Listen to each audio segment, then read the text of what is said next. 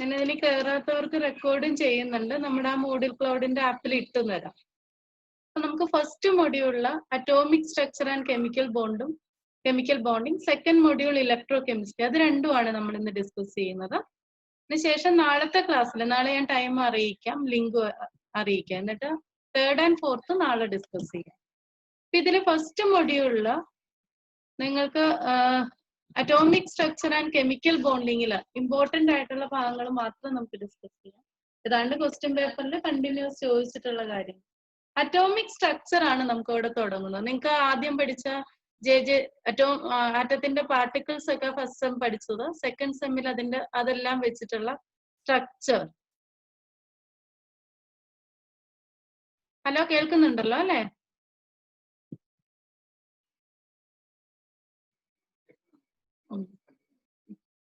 അപ്പൊ ഇതില് രണ്ട് ഫസ്റ്റ് ഒരു മോഡല് നിങ്ങൾക്ക് ബോർ ആറ്റം മോഡൽ മാത്രമാണ് ഇതിൽ സിലബസ് ഫസ്റ്റ് തുടങ്ങുന്നത്. പിന്നെ നമ്മൾ ജെ തോംസന്റെ പ്ലം പുഡിംഗ് മോഡലും റൂദർഫോർഡിന്റെ സോളാർ സെൽ മോഡലും ഡിസ്കസ് ചെയ്തിരുന്നു. എക്സാമിന് നമുക്ക് ബോർ ആറ്റം മോഡൽ മുതൽ മതി. എന്താണ് ബോർ ആറ്റം മോഡൽ? അതിൽ നിന്ന് നമുക്ക് എസ്സേയും ചോദിക്കാറുണ്ട്. എന്താണ് ആറ്റത്തിന്റെ ബോർ ആറ്റം മോഡൽ? അതുപോലെ തന്നെ അതിന്റെ what are the postulates of Bohr atom model? ബോറിന്റെ ആറ്റം മോഡലിന്റെ എന്തൊക്കെ പോസ്റ്റ്ലേറ്റ്സ് ആണ് ഉള്ളത്, എന്തൊക്കെയാണ് അതിന്റെ സ്ട്രക്ചറിനെ പറ്റി പറയുന്നത്, അതിന്റെ മെറിറ്റ്സ്, അതിന്റെ ഡിമെറിറ്റ്സ്, ഇത്രയുമാണ് ആ പോർഷനിൽ നിന്നുള്ളത്. അപ്പൊ ബോറിന്റെ ആറ്റം മോഡലില്, നിയൽസ് ബോറിന്റെ ആറ്റം മോഡൽ എന്ന് പറയുമ്പോൾ ഇതാണ് അതിന്റെ സ്ട്രക്ചർ. നിങ്ങൾക്കറിയാം, സെന്ററിൽ പോസിറ്റീവ് ചാർജ്ഡ് ന്യൂക്ലിയസ് ആണ്. അതിന് ചുറ്റും ഇലക്ട്രോൺ ഡെഫിനിറ്റ് പാത്തിൽ റിവോൾവ് ചെയ്യുന്നു.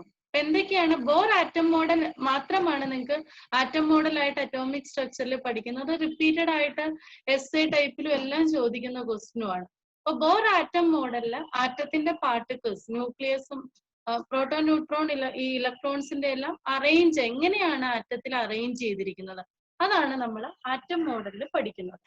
ഇതില് എന്തൊക്കെയാണ് ബോർ ആറ്റം മോഡലിൽ പറഞ്ഞിരിക്കുന്നത്? ഒരു ആറ്റത്തില് സെൻട്രൽ പാർട്ടില് അതിന്റെ ന്യൂക്ലിയസ് ആണ്, അത് പോസിറ്റീവ് ചാർജ്ഡ് ന്യൂക്ലിയസ് ആണ്.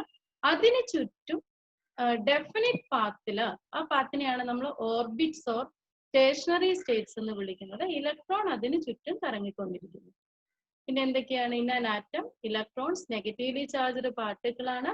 സെൻട്രൽ പോസിറ്റീവ് ചാർജ്ഡ് ന്യൂക്ലിയസിന് ചുറ്റും അത് കറങ്ങുന്നു. അപ്പൊ ഓരോ ഇതിനും ഒരു ഡെഫിനിറ്റ് എനർജി ഉണ്ട്. അതുകൊണ്ടാണ് അതിനെ എനർജി ലെവൽസ് അഥവാ സ്റ്റേഷനറി എനർജി ലെവൽസ് എന്ന് വിളിക്കുന്നത്. അപ്പൊ depending upon the level N1, 2, 3, 4 അനുസരിച്ച് നമുക്ക് ഡിഫറെന്റ് ഷെല്ലാണ് KLMN. അപ്പൊ ഇത്രയാണ് പറഞ്ഞത്. സെന്ററിൽ പോസിറ്റീവ് ചാർജ് ന്യൂക്ലിയസ്, അതിന് ചുറ്റും സർക്കുലർ പാത്ത്, അതിനെയാണ് ഓർബിറ്റ് എന്ന് വിളിക്കുന്നത്. That is also known as definite stationary energy levels. അതിന് ചുറ്റുമാണ് ഇലക്ട്രോൺ റിവോൾവ് ചെയ്യുന്നത്. അപ്പൊ ഏറ്റവും lowest energy N is equal to 1, then 2, 3, 4. അതിനനുസരിച്ച് നമുക്ക് K shell, L shell, M shell, N shell. ഇനി എന്താണ് പ്രത്യേകത? ഈ എനർജി ലെവൽസ് ക്വാണ്ടൈസ്ഡ് ആണ്. എനർജി ലെവൽസ് ക്വാണ്ടൈസ്ഡ് മീൻസ് നിങ്ങൾ ഒരു സ്റ്റെപ്പ് കയറുന്നത് പോലെ തന്നെ, അതായത് സ്റ്റെപ്പിൽ നിങ്ങൾ ആ സ്റ്റെപ്പിന്റെ ഇവിടെ മാത്രമാണ്, അതിന്റെ in between steps there is no energy. അതായത് ഇൻ ബിറ്റ്വീൻ സ്റ്റെപ്സ് അവിടെ ഒരു പ്ലേസും ഇല്ല. അതുപോലെ തന്നെ ആ കാണുന്ന ഓർബിറ്റിൽ ഓരോന്നിലും മാത്രമാണ് എനർജി ഉള്ളത്. അതായത് എനർജി ലെവൽസ് എല്ലാം ക്വാണ്ടൈസ്ഡ് ആണ്. സ്റ്റെപ്സ് പോലെ തന്നെ ആ കാണിക്കുന്ന ഓരോ പാത്തിലും മാത്രമാണ് ഇലക്ട്രോൺ ഉള്ളത്. No energy levels in between the step. അതിനെയാണ് നമ്മൾ ആ ക്വാണ്ടൈസ്ഡ് കൺസെപ്റ്റ്. അതായത് ഇലക്ട്രോൺ ഇങ്ങനെ ന്യൂക്ലിയസിന് ചുറ്റും പർട്ടിക്കുലർ ഓർബിറ്റല്, സർട്ടൻ ഓർബിറ്റ്സിൽ മാത്രമാണ് ഇലക്ട്രോൺ കറങ്ങുന്നത്. ആ എനർജി ലെവൽസിനെ അതുകൊണ്ട് നമുക്ക് ക്വാണ്ടൈസ്ഡ് എന്ന് വിളിക്കാം. പിന്നെന്താണ് ആ കൺസെപ്റ്റിൽ വേറെ പറയുന്നത്? ഇലക്ട്രോൺ, അതായത് ഈ എനർജി ഒന്നും എമിറ്റ് ചെയ്യാത്തിടത്തോളം കാലം ഈ ന്യൂക്ലിയസിന് ചുറ്റും ആ ഡെഫിനിറ്റ് പാത്തിൽ തന്നെയായിരിക്കും ഇലക്ട്രോൺ കറങ്ങുന്നത്. ഇനി എപ്പോഴാണ് electron energy, if it except some energy, ഇതിന് കുറച്ച് എനർജി കിട്ടിക്കഴിഞ്ഞാലോ it can go from lower energy level to higher energy level. Lower energy ലെവലിൽ നിന്ന് ഹയർ എനർജി ലെവലിലേക്ക് അതിന് പോകാൻ കഴിയും. അതുപോലെ തന്നെ അതിന് എനർജി എമിറ്റ് ചെയ്യുകയാണെങ്കിൽ it can go from higher energy level to lower energy level. അതായത് emission or absorption of energy ലെവലാണ് ഈ ഇലക്ട്രോൺ അങ്ങോട്ടും ഇങ്ങോട്ടും ഓർബിറ്റലിൽ അങ്ങോട്ടും ഇങ്ങോട്ടും ട്രാൻസ്ഫർ ചെയ്യുന്നത്. Transfer of electron is possible only by either absorption or emission of energy. അപ്പൊ അത് അബ്സോർബ് ചെയ്യുന്ന ആ ഡിഫറൻസ് ഇൻ എനർജി എന്ന് പറയുന്നത് നമുക്ക് ഫോട്ടോണിന്റെ എനർജി മാക്സ് പ്ലാങ്കിന്റെ ഇതനുസരിച്ച് h in mu. mu is the frequency. മ്യൂവിന് പകരം നമ്മൾ hc/λ. മ്യൂ എന്ന് പറയുന്നത് c/λ ആണ്. ലാംഡ വേവ് ലെങ്ത് ആണ്. c എന്ന് പറയുന്നത് that is the velocity of light ആണ്. ദെൻ ഇനി ഈ ഇങ്ങനെ വരുന്ന ഇലക്ട്രോൺസിന് അതായത് ആംഗുലർ മൊമെന്റം എങ്ങനെയായിരിക്കും? ഈ ഇലക്ട്രോൺ ഒരു സർക്കുലർ മോഷൻ എന്ന് പറയുമ്പോൾ ആ ഇലക്ട്രോണുമായിട്ട് അസോസിയേറ്റ് ചെയ്ത ഒരു ആംഗുലർ മൊമെന്റം ഉണ്ടായിരിക്കും. ആ ആംഗുലർ മൊമെന്റത്തിന്റെ ഇക്വേഷൻ ആണ് MVR. MVR should be an equal to an integral multiple of h/2π. That is MVR is equal to NH/2π. N എന്ന് പറയുന്നത് 1, 2, 3 etc. h/2πയുടെ മൾട്ടിപ്പിൾസ് ആയിരിക്കും. അപ്പൊ ഇത്രയുമാണ് പോസ്റ്റ്ലേറ്റ്സ് ഉള്ളത്. സെന്ററിൽ പോസിറ്റീവ് ചാർജിലെ ന്യൂക്ലിയസിന് ചുറ്റും സർക്കുലർ പാത്തിൽ ഇലക്ട്രോൺ റിവോൾവ് ചെയ്യുന്നു. എന്തായിരുന്നു മുഹമ്മദ് നിയാസ്? പറയൂ. ഡൗട്ട് ഉണ്ടോ എന്തെങ്കിലും? ഇലക്ട്രോൺസ് ഇത്രയും ഒരു 3 കൺസെപ്റ്റ് എങ്കിലും നിങ്ങൾ അറിഞ്ഞിരുന്നാൽ മതി. സെന്ററിൽ പോസിറ്റീവ് ചാർജ്ഡ് ന്യൂക്ലിയസ്, അതിനു ചുറ്റും ഇലക്ട്രോൺ ഈ സർക്കുലർ പാത്തിൽ റിവോൾവ് ചെയ്യുന്നു. ഈ സർക്കുലർ പാത്തിനെയാണ് ഓർബിറ്റ് എന്ന് വിളിക്കുന്നത്. ഓർബിറ്റിനെ സ്റ്റേഷണറി എനർജി ലെവൽസ് എന്ന് വിളിക്കും. എന്തിനാണ്? കാരണം it is associated with a definite amount of energy.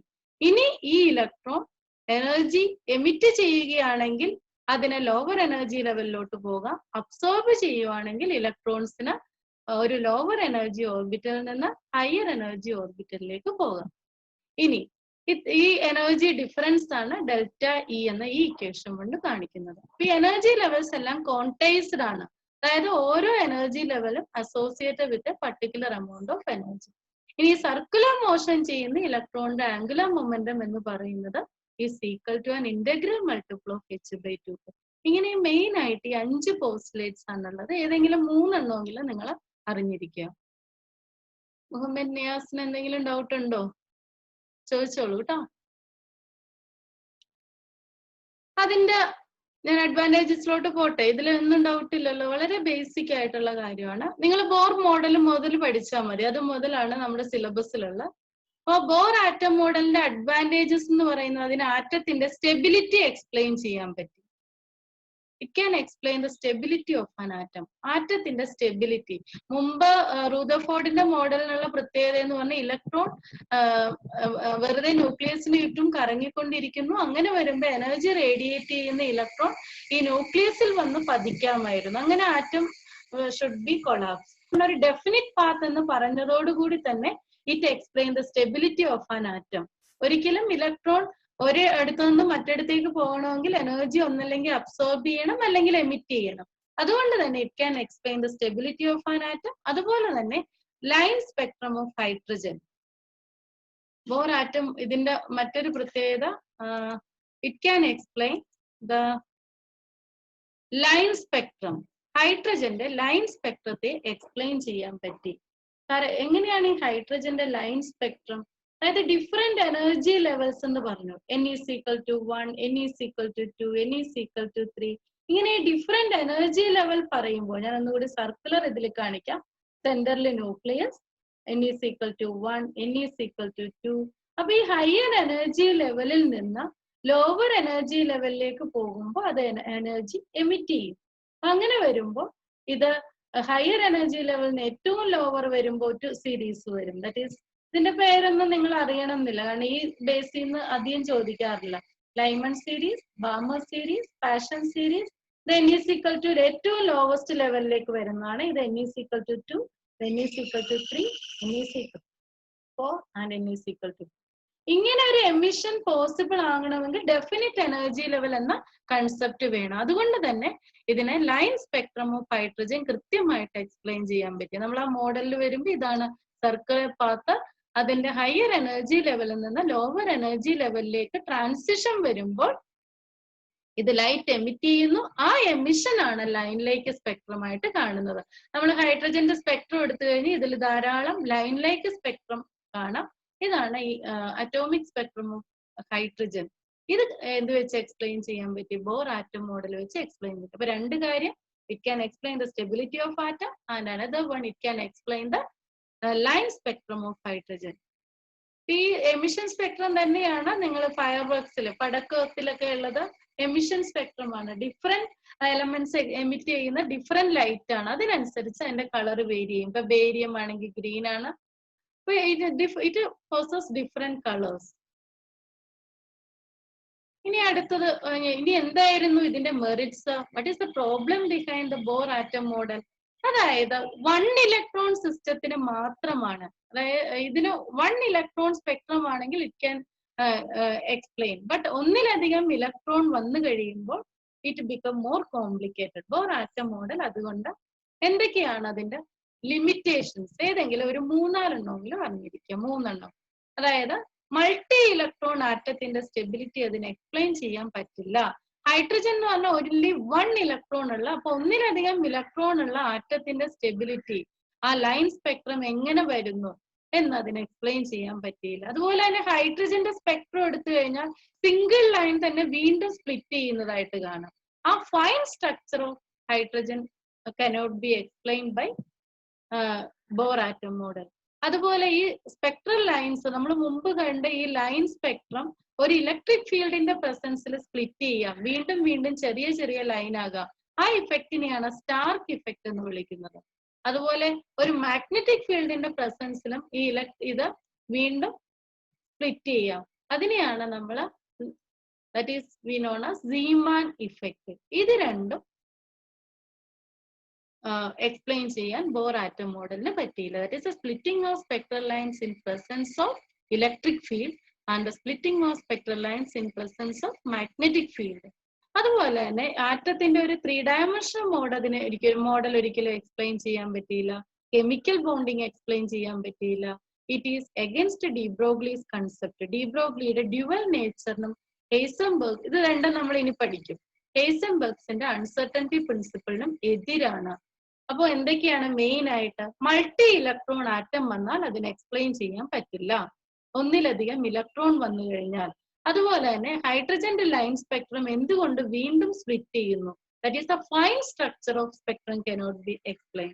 അതുപോലെ ഈ സ്പെക്ട്രൽ ലൈൻസ് ഒരു ഇലക്ട്രിക് ഫീൽഡോ മാഗ്നറ്റിക് ഫീൽഡോ വന്നു കഴിഞ്ഞാൽ സ്പ്ലിറ്റ് ചെയ്യും. അത് എന്തുകൊണ്ട് സ്പ്ലിറ്റ് ചെയ്യുന്നു എന്ന് ബോർ ആറ്റം മോഡലിന് എക്സ്പ്ലെയിൻ ചെയ്യാൻ പറ്റുന്നില്ല.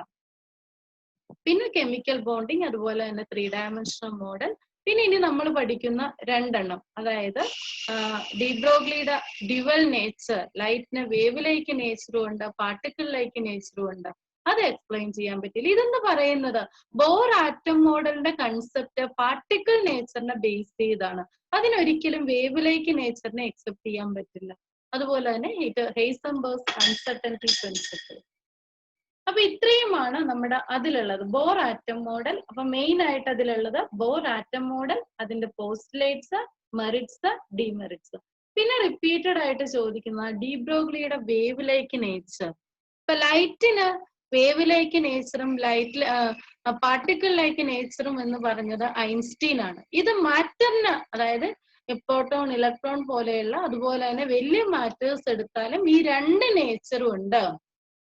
It possess both particle like and wave like nature. ഈ പാർട്ടിക്കിൾ ലൈക്ക് നേച്ചർ എന്ന് പറയുമ്പോൾ ലൈറ്റിന്റെ സ്ട്രേറ്റ് ലൈനിൽ മൂവ് ചെയ്യുന്നു, റിഫ്ലക്ഷൻ, ഇതെല്ലാം പാർട്ടിക്കിൾ ലൈക്ക് നേച്ചറാണ്. അതേസമയം അതിന്റെ ഇന്റർഫറൻസ്, ഡിഫ്രാക്ഷൻ പാറ്റേണുകളെല്ലാം അതിന്റെ വേവിലേക്ക് നേച്ചറാണ്. ഇത് തന്നെ മാറ്ററിനും അപ്ലൈ ചെയ്യുക, ലൈറ്റിന് മാത്രമല്ല മാറ്ററിനും അപ്ലൈ ചെയ്യുക. അപ്പൊ മാറ്ററിനും ഈ 2 നേച്ചറും ഉണ്ട്. അതായത് it possess both wave like nature and particle like nature. അതാണ് ഡി ബ്രോഗ്ലി പറഞ്ഞത്. അതിനെ ബേസ് ചെയ്ത ഡി ബ്രോഗ്ലി ഒരു വേവ് ഇക്വേഷൻ, ഇത് എപ്പോഴും ചോദിക്കുന്നതാണ്, ഡി ബ്രോഗ്ലിയുടെ wave equation lambda is equal to h/mv. അപ്പൊ വേവ് ലൈക്ക് നേച്ചർ, നിങ്ങൾക്കറിയാം ഒരു വേവിന്റെ സ്വഭാവം, ഒരു വേവ് ലെങ്ത് ഉണ്ടായിരിക്കും, വെലോസിറ്റി, അതിന്റെ ആംപ്ലിറ്റ്യൂഡ്, വേവിലേക്ക് നേച്ചർ കൺസിഡർ ചെയ്തുകൊണ്ട് ഡി ബ്രോഗ്ലി ഒരു ഇക്വേഷൻ ഉണ്ടാക്കി. ഇതിനെ ബേസ് ചെയ്ത് പ്രോബ്ലം ചോദിക്കാറുണ്ട്. വളരെ സിമ്പിൾ പ്രോബ്ലം ആണ്. Lambda is equal to h by m v. Lambda എന്ന് പറയുന്നത് വേവ് ലെങ്ത് ആണ്, എച്ച് എന്ന് പറയുന്നത് പ്ലാങ്ക്സ് കോൺസ്റ്റന്റ് ആണ്. അതിന്റെ വാല്യൂ 6.626 into 10⁻⁻34 ആണ്. നിങ്ങൾക്ക് ഒരു പ്രോബ്ലം ചോദിച്ചാൽ അത് തന്നിട്ടുണ്ടാവും. മാസ്, ആ പാർട്ടിക്കിളിന്റെ മാസ് ആണ്, വി എന്ന് പറയുന്ന വെലോസിറ്റി. പ്ലീസ് ഈ ഇക്വേഷൻ അറിഞ്ഞിരിക്കുക. അതാണ് വേവ് ലൈക്ക് നേച്ചറുമായിട്ട് കണക്ട് ചെയ്യുന്നത്. Lambda is equal to h by m. ഇതിനായിട്ട് ഞാൻ മുമ്പ് ഡ്യുവാലിറ്റി എക്സ്പ്ലെയിൻ ചെയ്യാൻ ഈ പിക്ചർ പറഞ്ഞിരുന്നു. ഇവിടെ ഒരു ഓൾഡ് ലേഡിയെയും കാണാം, ഒരു യങ് ഗേളിനെയും കാണാം. അപ്പൊ ഇതുപോലെ തന്നെ ഏത് മാറ്റർ എടുത്താലും, ഇപ്പൊ പ്രോട്ടോൺ ഇലക്ട്രോൺസിന്റെ ഒക്കെ മൂവ്മെന്റ് എടുത്താലും, it possess both particle like nature and wave like nature. അതാണ് duality. What you mean by the duality? ഇവിടെ ഡ്യുവാലിറ്റി എന്നുകൊണ്ട് ഉദ്ദേശിക്കുന്നത്, ഇപ്പൊ ഈ ചിത്രത്തിൽ ഒരു വൃത്തേനെയും കാണാം, ഒരു ഗേളിനെയും കാണാം. അതുപോലെ ലൈറ്റോ മാറ്ററോ എടുത്താലും ഈ രണ്ട് ക്യാരക്ടറും ഉണ്ട്. That it possess both wave like character and particle like nature. ഇവിടെ ഡ്യുവാലിറ്റി എന്ന് നമ്മൾ മെൻഷൻ ചെയ്യുന്ന രണ്ട് ക്യാരക്ടർ ആണ്. ഒന്ന് particle like nature and wave like nature. ഇനിയുള്ളത് അൺസർട്ടനിറ്റി പ്രിൻസിപ്പിൾ. നമ്മൾ ബോറിന്റെ ആറ്റം മോഡൽ പറഞ്ഞപ്പോ പറഞ്ഞു it is against uncertainty principle. Heisenberg's uncertainty principle, അതും എല്ലാ ക്വസ്റ്റ്യൻ പേപ്പറിലും മിക്കവാറും കാണുന്ന ക്വസ്റ്റ്യൻ ആണ്. എന്താണ് ഈ അൺസർട്ടനിറ്റി? തീർച്ചയില്ലായ്മ. അതായത് ഒരു ഇലക്ട്രോൺ പോലെയുള്ള പാർട്ടിക്കിളിന്റെ കേസിൽ നമുക്ക് ഒരേ സമയം അതിന്റെ പൊസിഷനും അതിന്റെ മൊമെന്റം ഓർ വെലോസിറ്റി ഒരേ സമയം ഡിറ്റർമിൻ ചെയ്യാൻ പറ്റില്ല. അതാണ് ഹെയ്സൻബർഗ്സിന്റെ അൺസർട്ടനിറ്റി പ്രിൻസിപ്പിൾ. അതായത് നിങ്ങൾ ഒരു ഇലക്ട്രോണിനെ കണ്ടുപിടിക്കാനായിട്ട് ശ്രമിക്കുവാണ്. ഇലക്ട്രോൺ മൈക്രോസ്കോപ്പിക് ഉപയോഗിച്ച് കണ്ടുപിടിക്കാനാണെങ്കിൽ നിങ്ങൾ എന്താ ചെയ്യുക? ഒരു ലൈറ്റ് എനർജി, ലൈറ്റ് വേവ് കൊണ്ട് അതിനെ ചെന്ന് ഹിറ്റ് ചെയ്യുന്നു. അപ്പൊ ഹിറ്റ് ചെയ്തിട്ട് നമ്മളൊരു സാധനത്തിനെ എങ്ങനെ കാണുന്നത്? അവിടെ ചെന്ന് ലൈറ്റ് പതിച്ച് അത് തിരിച്ച് നമ്മുടെ കണ്ണിൽ എത്തുമ്പോഴാണ് കാണുന്നത്. ഇപ്പൊ ഇലക്ട്രോണിനെ നമ്മൾ കണ്ടുപിടിക്കാൻ നമ്മൾ ആ ലൈറ്റ് ചെന്ന് ഇലക്ട്രോണിൽ തട്ടി, അപ്പൊ എന്ത് ചെയ്യും? തിരിച്ചു വരുമ്പോ നമ്മൾ അതിനെ കാണാം. പക്ഷെ ഈ എനർജി ഇലക്ട്രോണിന് കിട്ടിക്കഴിയുമ്പോൾ അതിന്റെ പൊസിഷൻ മാറിയിട്ടുണ്ടാവും. അതാണ് ഏതൊരു പാർട്ടിക്കിളിന്റെയും ഇപ്പൊ പൊസിഷൻ കൃത്യമായിട്ട് ഡിറ്റർമൈൻ ചെയ്യാമെങ്കിൽ മൊമെന്റം കൃത്യമായിട്ട് പറയാൻ പറ്റില്ല. നിങ്ങൾ ഫുട്ബോൾ കളിക്കുമ്പോൾ വളരെ മൊമെന്റം, വളരെ ഫോഴ്സിലാണ് അത് തട്ടുന്നതെങ്കിൽ അതിന്റെ പൊസിഷൻ നിങ്ങൾക്ക് കണ്ടുപിടിക്കാൻ പറ്റില്ല. അപ്പൊ ഇത്രയേ ഉള്ളൂ ഹെയ്സൻബർഗ്സ് അൺസർട്ടനിറ്റി പ്രിൻസിപ്പിൾ. സബറ്റോമിക് പാർട്ടിക്കിൾ പോലെയുള്ള ഇലക്ട്രോണിന്റെ ഇപ്പൊ കാറിന്റെ എന്ന് പറഞ്ഞ വലിയ പാർട്ടിക്കിളിന്റെ ആകുമ്പോൾ അതുമായിട്ട് അസോസിയേറ്റ് ചെയ്യുന്ന വേവിലേക്ക് നേച്ചർ വളരെ കുറവാണ്. അപ്പൊ അതിന്റെയൊക്കെ നമുക്ക് പൊസിഷനും മൊമെന്റും ഒക്കെ ഒരേ സമയം പറയാം. അതേസമയം സബറ്റോമിക് പാർട്ടിക്കിളിന്റെ വെലോസിറ്റി വളരെ കൂടുതലാണ്. ആ കേസിൽ അതിന്റെ പൊസിഷനും momentum means M into V ആണ് മൊമെന്റം, ദാറ്റ് ഈസ് വെലോസിറ്റി. അപ്പം പൊസിഷനും മൊമെന്റവും ഒരേ സമയം ഡിറ്റർമൈൻ ചെയ്യാൻ കഴിയില്ല. അതാണ് ഹെയ്സൻബർഗ്സ് അൺസർട്ടനിറ്റി പ്രിൻസിപ്പിൾ. അത് വെച്ചിട്ട് അദ്ദേഹം ഒരു ഫോർമുല ഉണ്ടാക്കി. Delta x into delta p that is greater than equal to h/4π. ഇതിൽ ഡെൽറ്റ പി എന്ന് പറയുന്നത് അൺസർട്ടനിറ്റി ഇൻ പൊസിഷൻ ആണ്. ഡെൽറ്റ പി എന്ന് പറയുന്ന അൺസർട്ടനിറ്റി ഇൻ മൊമെന്റം ആണ്. That is equal to greater than or equal to h/4π. ഒരേ സമയം electron പോലെയുള്ള സബറ്റോമിക് പാർട്ടിക്കിളിന്റെ പൊസിഷനും മൊമെന്റവും കണ്ടുപിടിക്കാൻ പറ്റില്ല. It is impossible to determine simultaneously both the position and momentum of a subatomic particle like electron. ഇനി പിക്ക് പകരം നമുക്ക് M into V എന്ന് കൊടുക്കാം. അപ്പൊ മാസ് കോൺസ്റ്റന്റ് ആണ്. അപ്പൊ delta x into m into delta v is greater than equal to h/4π. ഇതിന്റെ problem ചോദിക്കുവാണെങ്കിൽ ഈ ഗ്രേറ്റർ ദാൻ സൈൻ മാറ്റിയിട്ട് ഈക്വൽ ടു ഇട്ട് ചെയ്താൽ മതി. വളരെ അൺസർട്ടനിറ്റി ഇൻ പൊസിഷൻ തന്നിട്ട് അൺസർട്ടനിറ്റി ഇൻ മൊമെന്റം ചോദിക്കാം. അല്ലെങ്കിൽ അൺസർട്ടനിറ്റി ഇൻ വെലോസിറ്റി ആണെങ്കിൽ ഈ പിക്ക് പകരം നമ്മൾ എം ഇൻറ്റു ഡെൽറ്റ വി ആക്കണം. ഇത്രയുമാണ് ഇവിടെ നിന്നുള്ള ക്വസ്റ്റ്യൻ. ഇനി ഹെയ്സൻബർഗ്സ് അൺസർട്ടനിറ്റി പ്രിൻസിപ്പിൾ കൂടാതെ ഇനി അടുത്തത് that is wave like nature. ഈ വേവ് ലൈക്ക് നേച്ചർ കൺസിഡർ ചെയ്തുകൊണ്ട് ഷ്രോഡിഞ്ചർ ആണ് അതിന്റെ ക്വാണ്ടം മെക്കാനിക്കൽ മോഡൽ. നമ്മൾ ബോർ ആറ്റം മോഡൽ ഞാൻ പറഞ്ഞു, അത് ഇലക്ട്രോണിന്റെ പാർട്ടിക്കിൾ ലൈക്ക് നേച്ചർ കൺസിഡർ ചെയ്താണ് ഉണ്ടായത്. ഇനി ഇതിന്റെ വേവ് ലൈക്ക് നേച്ചർ കൺസിഡർ ചെയ്ത് Schrödinger, that is the quantum mechanical model. അവിടെ ഒരു ക്വാണ്ടം വേവ് ഇക്വേഷൻ ഒക്കെ ഉണ്ട്, നിങ്ങൾക്ക് അതൊന്നും പഠിക്കാനില്ല. നേരെ ക്വാണ്ടം മെക്കാനിക്കൽ മോഡൽ എന്ന് പറയുമ്പോൾ എന്താണ് ക്വാണ്ടം മെക്കാനിക്കൽ മോഡൽ? ഇലക്ട്രോൺസിന്റെ wave like property. Wave like property എന്ന് പറയുമ്പോൾ at is according to Heisenberg's uncertainty part.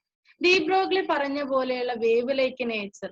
അതുപോലെ ഒരു വേവ് എന്ന് പറയുമ്പോൾ നമുക്ക് പാർട്ടിക്കിൾ പോലെ കൃത്യമായി കണ്ടുപിടിക്കാൻ പറ്റില്ല. അതിന്റെ വേവ് അങ്ങോട്ടും ഇങ്ങോട്ടും ആണ് മൂവ് ചെയ്യുന്നത്. അപ്പൊ ആ കൺസെപ്റ്റ് വെച്ചിട്ടാണ് ഷ്രോഡിഞ്ചർ ക്വാണ്ടം മെക്കാനിക്കൽ മോഡലിലോട്ട് വന്നത്. അതായത് ന്യൂക്ലിയസിന് ചുറ്റും ഇലക്ട്രോൺ കണ്ടുപിടിക്കാൻ സാധ്യതയുള്ള സ്ഥലങ്ങൾ. അതാണ് ഓർബിറ്റ് എന്ന് പറയുമ്പോൾ it is A circular path around A nucleus ആയിരുന്നു. അപ്പൊ അതേസമയം ക്വാണ്ടം മെക്കാനിക്കൽ മോഡൽ അനുസരിച്ച് ഈ ന്യൂക്ലിയസിന് എവിടെയെല്ലാം ഇലക്ട്രോണിനെ കണ്ടുപിടിക്കാം, അതിനെ നമ്മൾ ഓർബിറ്റ് എന്ന് മാറി ഓർബിറ്റൽ എന്ന കൺസെപ്റ്റിലേക്ക് വന്നു. ഈ കുത്തുകുത്ത് കാണിച്ചിരിക്കുന്നത് ഇത് സെന്ററിലെ ന്യൂക്ലിയസ് ആണ്. ഈ ന്യൂക്ലിയസിന്റെ എവിടെ വേണമെങ്കിലും ഇലക്ട്രോൺ ആകാം. എസ് ഓർബിറ്റൽ ഇവിടെ എവിടെ വേണമെങ്കിലും ഇലക്ട്രോൺ ആകാം. ഈ dotted represent probability of finding the electron. അപ്പൊ അത് വെച്ചിട്ട് ഇതിന്റെ സ്പെറിക്കൽ ഇറ്റ് ഈസ് സ്പെറിക്കൽ ഷേപ്പിലോട്ട് വന്നു. എസ് ഓർബിറ്റിലാണ് കാണിച്ചിരിക്കുന്നത്.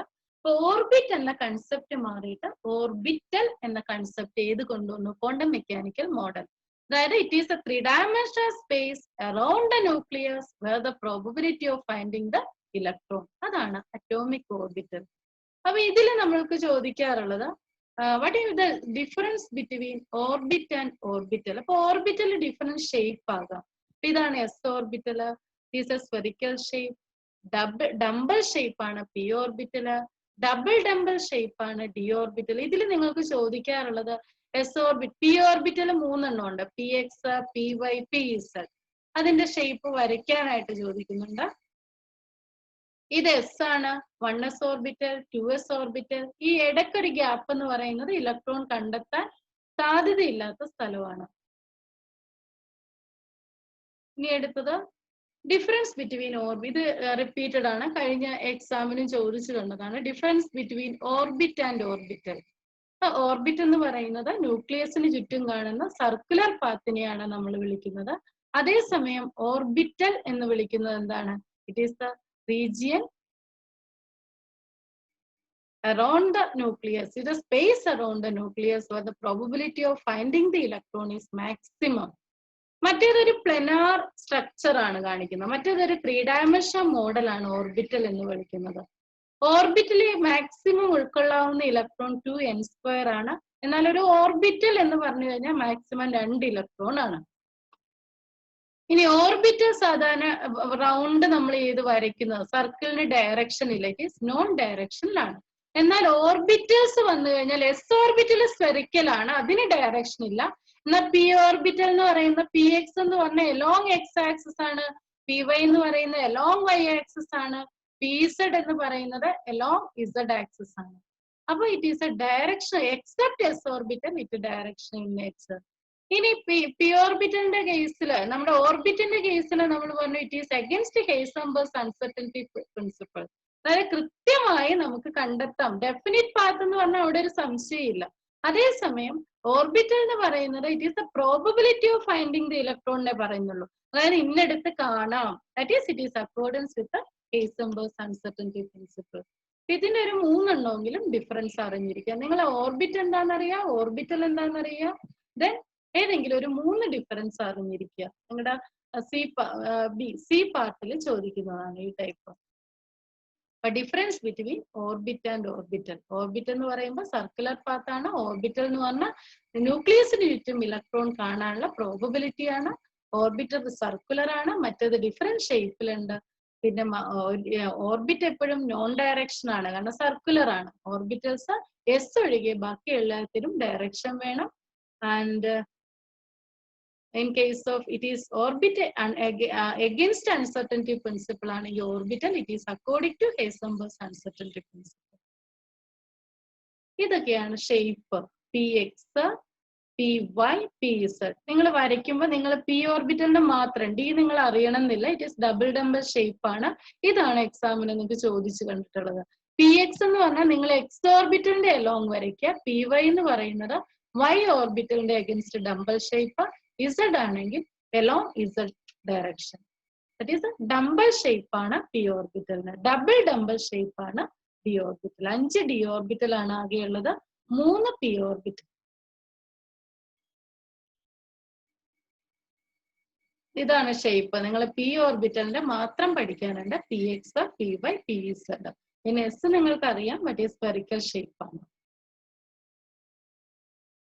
ഇനിയുള്ളത് കോണ്ടന്റ് നമ്പേഴ്സ്. ഇനി റിപ്പീറ്റഡ് ആയിട്ട് ചോദിക്കുന്ന കേസാണ് കോണ്ടന്റ് നമ്പേഴ്സ്. കോണ്ടന്റ് നമ്പേഴ്സ് എന്ന് പറയുന്നത് നിങ്ങളുടെ ഐഡന്റിറ്റി കാർഡ് എന്ന് പറഞ്ഞാൽ നിങ്ങൾക്ക് എല്ലാ നിങ്ങളുടെ ഐഡന്റിറ്റി കാർഡിൽ നിങ്ങൾ ഏത് ഇൻസ്റ്റിറ്റ്യൂഷൻ പഠിക്കുന്നു, ഏത് സ്ട്രീമിൽ പഠിക്കുന്നു, അതുപോലെ തന്നെ ഈ ന്യൂക്ലിയസിന് ചുറ്റും കറങ്ങുന്ന ഇലക്ട്രോണിന്റെ കംപ്ലീറ്റ് ഇൻഫർമേഷൻ കിട്ടുന്നതായിട്ട് സൂചിപ്പിക്കുന്ന നമ്പേഴ്സ് ആണ് കോണ്ടന്റ് നമ്പേഴ്സ്. അതായത് അത് ഏത് ലെവലിലാണ്, എത്രമാത്രം എനർജി ഉണ്ട്, ഏത് സബ് ലെവലിലാണ്, അതിന് ഇതെല്ലാ ഇതും നമുക്ക് അതിന്റെ കോണ്ടന്റ് നമ്പേഴ്സ് നിന്ന് കിട്ടും. അതായത് ഇലക്ട്രോണിന്റെ ഐഡന്റിറ്റി കാർഡ്. ഒരു ന്യൂക്ലിയസിന് ചുറ്റും കറങ്ങുന്ന ഇലക്ട്രോൺസിന്റെ കംപ്ലീറ്റ് ഇൻഫർമേഷൻ, അതിന്റെ എനർജി ലെവൽ ഏതാണ്, അതിന്റെ ഏത് എനർജിയാണ്, ഏത് ഓർബിറ്റലിലാണ് അത്, അതിന്റെ ഓറിയന്റേഷൻ എങ്ങനെയാണ്, ഇതെല്ലാ ഇൻഫർമേഷനും കിട്ടുന്നതാണ്. അതിനെ 4 കോണ്ടന്റ് നമ്പേഴ്സ് വെച്ചാണ് റെപ്രസെന്റ് ചെയ്യുന്നത്. First one is the principal quantum number N. Principal quantum number കാണിക്കുന്നത് അതിന്റെ മെയിൻ എനർജി ലെവലാണ്. ഇപ്പൊ അതിന് ദാറ്റ് ഡിപ്പെൻസ് അതിന്റെ ഷെല്ലിനെയാണ് അത് കാണിക്കുന്നത്. N1 എന്ന് പറഞ്ഞാൽ ഫസ്റ്റ് ഷെല്ലാണ്, N2 എന്ന് പറഞ്ഞാൽ ഇറ്റ് ഇസ് സെക്കൻഡ് ഷെൽ. അപ്പൊ മെയിൻ എനർജി ലെവലിനെ കാണിക്കുന്നതാണ് പ്രിൻസിപ്പൽ കോണ്ടന്റ് നമ്പർ.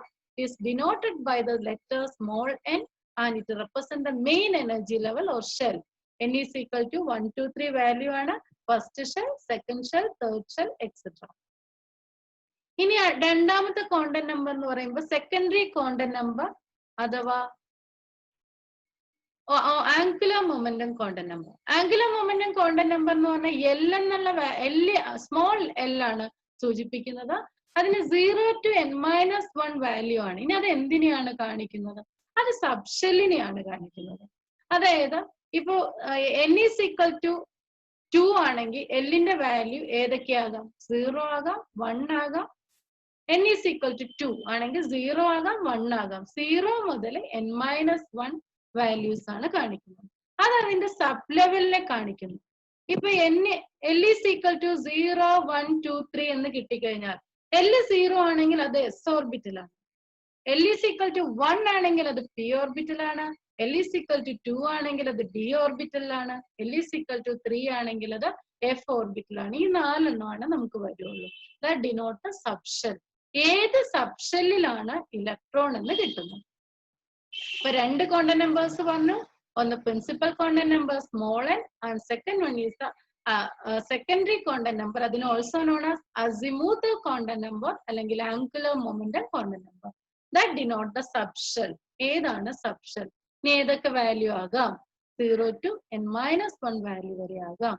ഇനി അടുത്തത് മാഗ്നറ്റിക് കോണ്ടന്റ് നമ്പർ. അത് വെറും m കൊണ്ടോ അല്ലെങ്കിൽ ml കൊണ്ടോ ഡിനോട്ട്. ഈ ml എന്ന് പറഞ്ഞു കഴിഞ്ഞാൽ that depends upon the value of n.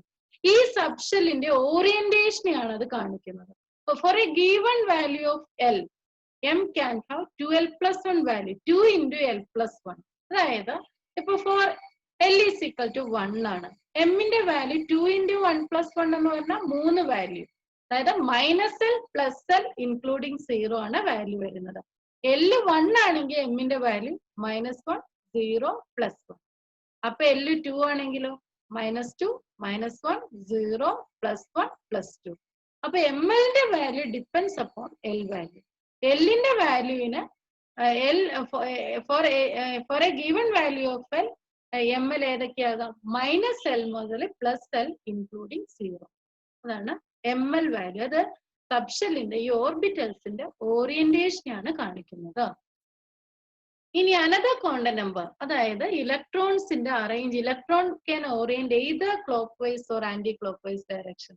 അതുകൊണ്ട് അതായത് ഒന്നല്ലെങ്കിൽ ഈ 2 ഒന്ന് അപ്വേർഡ് ആരോ അല്ലെങ്കിൽ ബാക്ക്വേർഡ് ആരോ. അപ്പൊ അതിനെ ഡിനോട്ട് ചെയ്യാൻ അഡീഷൻ ഒരു കോണ്ടന്റ് നമ്പറും കൂടി ഒന്നല്ലെങ്കിൽ സിമ്പിൾ ആയിട്ട് എസ് എന്ന് ഡിനോട്ട് ചെയ്യാം, അല്ലെങ്കിൽ എം എസ്. അത് ഒന്നല്ലെങ്കിൽ പ്ലസ്, ഈ മുകളിലോട്ടുള്ള ആരോ ആണെങ്കിൽ പ്ലസ് ഹാഫ് ആണ്, താഴെയുള്ള ആരോ ആണെങ്കിൽ മൈനസ് ഹാഫ് ആണ്. ഒരു ഓർബിറ്റൽ ഫില്ല് ചെയ്യുമ്പോൾ ഒന്ന് മുകളിലോട്ടാണെങ്കിൽ അടുത്തത് താഴോട്ടായിരിക്കും. അതായത് ഒരു ഓർബിറ്റലിൽ മാക്സിമം 2 ഇലക്ട്രോൺ ആണ് രണ്ടും ഓപ്പോസിറ്റ് സ്പിന്നിലായിരിക്കും ഫില്ല് ചെയ്യുന്നത്. ഇതാണ് കോണ്ടന്റ് നമ്പേഴ്സ്. ഇപ്പൊ കോണ്ടന്റ് നമ്പേഴ്സ് എന്ന് പറഞ്ഞാൽ ഇലക്ട്രോൺസിന്റെ ഐഡന്റിറ്റി റെപ്രസെന്റ്, അതായത് ഇലക്ട്രോണിനെ പറ്റി കംപ്ലീറ്റ് ഇൻഫർമേഷൻ നൽകുന്ന 4 സെറ്റ് കോണ്ടന്റ് നമ്പേഴ്സ് ആണ്. അപ്പൊ ഇതില് ഏതൊക്കെ കോണ്ടന്റ് നമ്പർ ആണ്? Principal quantum number main energy ലെവലിനെ കാണിക്കുന്നു, അസിമുത്തൽ കോണ്ടന്റ് നമ്പർ അതിന്റെ സബ്ഷെല്ലിനെ കാണിക്കുന്നു, മാഗ്നറ്റിക് കോണ്ടന്റ് നമ്പർ അതിന്റെ ഓറിയന്റേഷനെ കാണിക്കുന്നു, സ്പിൻ കോണ്ടന്റ് നമ്പർ അതിന്റെ orientation of spin of the ഇലക്ട്രോണിനെയാണ് കാണിക്കുന്നത്. ഇതിനെ പറ്റിയുള്ള പ്രോബ്ലം നമുക്ക് ആ ഇലക്ട്രോണിക് കോൺഫിഗറേഷൻ കൂടി പഠിച്ചിട്ട് ക്വസ്റ്റ്യൻ പേപ്പറിൽ 2 ചോദിച്ചിട്ടുള്ള ക്വസ്റ്റ്യൻ മാത്രം നമുക്ക് ഡിസ്കസ് ചെയ്യാം. ഇതിൽ ഇലക്ട്രോണിക് കോൺഫിഗറേഷൻ എന്ന് പറയുമ്പോൾ ഇലക്ട്രോണിന്റെ ഡിസ്ട്രിബ്യൂഷൻ എങ്ങനെയാണ് ഓർബിറ്റലില്, that is the distribution of electron in orbital of an atom ആണ് അതിന്റെ ഇലക്ട്രോണിക് കോൺഫിഗറേഷൻ. എങ്ങനെയാണ് അതിന്റെ ഓർബിറ്റൽസിൽ ഇലക്ട്രോൺ അറേഞ്ച് ചെയ്തിരിക്കുന്നത്, അത് കുറച്ച് പ്രിൻസിപ്പളിനെ ബേസ് ചെയ്താണ്. ഒന്ന് Aufbau principle. Aufbau means stepping up principle. ഇത്രയും അറിഞ്ഞിരുന്നാൽ മതി. ഓർബിറ്റലിലെ ഇലക്ട്രോൺ ഫില്ല് ചെയ്യുന്നത് അതിന്റെ ഇൻക്രീസിംഗ് ഓർഡർ ഓഫ് എനർജി ആണ്. Electron filling take place according to the increasing energy. ഏറ്റവും ലോവസ്റ്റ് ലെവൽ ആദ്യം ഫില്ല് ചെയ്യും, അതിനുശേഷമേ ഹയസ്റ്റ് ലെവൽ ഫില്ല് ചെയ്യുള്ളൂ. അതാണ് ഓഫ് ബാ പ്രിൻസിപ്പിൾ. അത് നോക്കുമ്പോൾ ഇങ്ങനെയാണ് എനർജി കൂടുന്നത്. 1s കഴിഞ്ഞിട്ട് 2s, then 2p, then 3s, 3p, 3d. അതായത് ഇൻക്രീസിംഗ് ഓർഡർ ഓഫ് എനർജി. അങ്ങനെയാണ് ഏറ്റവും ലോവസ്റ്റ് ലെവൽ ആദ്യം ഫില്ല് ചെയ്യും, ദെൻ ഹയസ്റ്റ് ലെവൽ. അതാണ് ഓഫ് ബാ പ്രിൻസിപ്പിൾ അഥവാ സ്റ്റെപ്പിംഗ് അപ്പ് പ്രിൻസിപ്പിൾ. പിന്നെ അറിയേണ്ട 2 പ്രിൻസിപ്പിള് പോളീസ് എക്സ്ക്ലൂഷൻ പ്രിൻസിപ്പിൾ. നമ്മൾ പറഞ്ഞു no 2 electrons in the atom can have 4 content numbers same. They will at least differ in their spin content number. ഞാൻ പറഞ്ഞു ഒരു ഓർബിറ്റലിൽ 2 ഇലക്ട്രോൺ ആണ് ഇടാൻ പറ്റുന്നത്. അത് ഒന്ന് അപ്വേർഡ് ആരോ ആണെങ്കിൽ ഒന്ന് ബാക്ക്വേർഡ് ആരോ ആയിരിക്കും. അപ്പൊ ഒരു 1s ഓർബിറ്റൽ എടുത്തു കഴിഞ്ഞാൽ അതിന്റെ 3 കോണ്ടന്റ് നമ്പർ സെയിം ആയിരിക്കും, എന്നാൽ അതിന്റെ സ്പിൻ കോണ്ടന്റ് നമ്പർ ഒന്നിന്റെ പ്ലസ് ഹാഫും ഒന്നിന്റെ മൈനസ് ഹാഫും ആയിരിക്കും. അതാണ് പോളീസ് എക്സ്ക്ലൂഷൻ പ്രിൻസിപ്പിൾ പറയുന്നത്. ഒരു ആറ്റത്തിലെ ഒരു ഓർബിറ്റലിലെ എല്ലാ ഇലക്ട്രോണിന്റെയും 4 കോണ്ടന്റ് നമ്പർ ഒരുപോലെ ആവില്ല. They at least differ in their spin quantum number. ഒരേ ഓർബിറ്റലാണെങ്കിൽ 3 കോണ്ടന്റ് നമ്പർ ഒരുപോലെ വരാം, എന്നാൽ അതിന്റെ സ്പിൻ കോണ്ടന്റ് നമ്പർ ഒന്ന് പ്ലസ് ഹാഫ് ആണെങ്കിൽ അത് മറ്റേത് മൈനസ് ഹാഫ് ആണ്. ഇനി Hund's rule of maximum multiplicity. അതായത് ഒരേ എനർജി ഉള്ള ഓർബിറ്റൽസ് ഇപ്പൊ പി എന്ന സബ്ഷെല്ലിൽ 3 ഓർബിറ്റൽസ് ഉണ്ട്, P X, P Y, P Z. അപ്പൊ 3 ഇലക്ട്രോൺ ഉണ്ടെങ്കിൽ ആദ്യം ഇത് 3ലും സിംഗിളി ഓക്കുപ്പൈ ചെയ്ത ശേഷം മാത്രമേ പെയറിങ് നടക്കുള്ളൂ. ഹൺസ് റൂൾ ഇതാണ് പറയുന്നത്.